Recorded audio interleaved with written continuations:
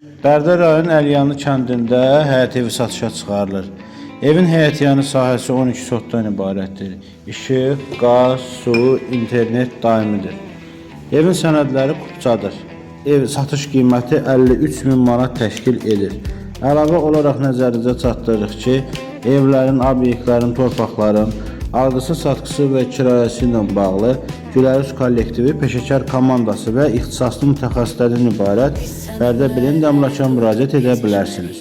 Yeni paylaşımlardan xəbərdar olmaq, gündəlik elanları izləmək üçün kanalımıza abunə olmağı, videoları bəyənib paylaşmağı unutmayın.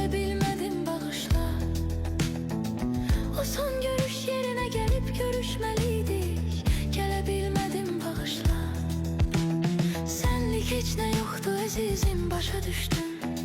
Görünür ki ben değiştim. Sana bir şey olsa ölürüm demiştim. Öyle bilmedim, bağışla. Sana bir şey olsa ölürüm demiştim. Öyle bilmedim, bağışla.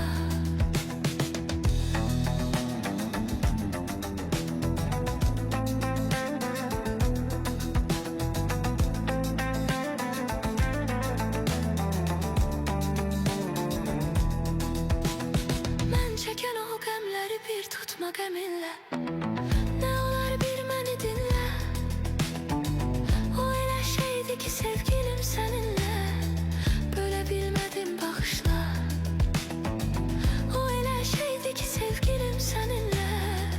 Böyle bilmədim, bağışla. Bir dəfə də olmadı ki dərd çəkim üzülüm.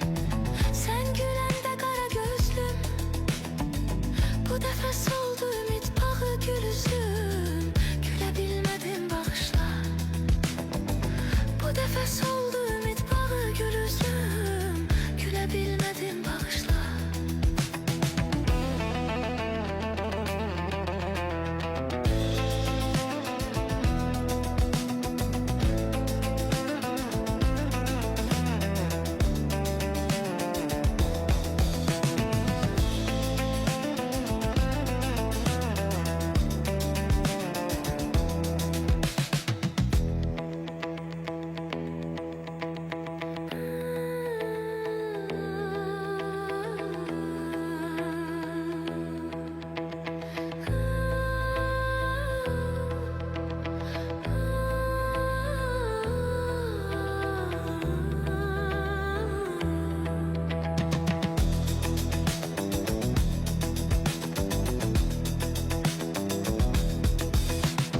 Biz seninle illeri bir bir yola saldık.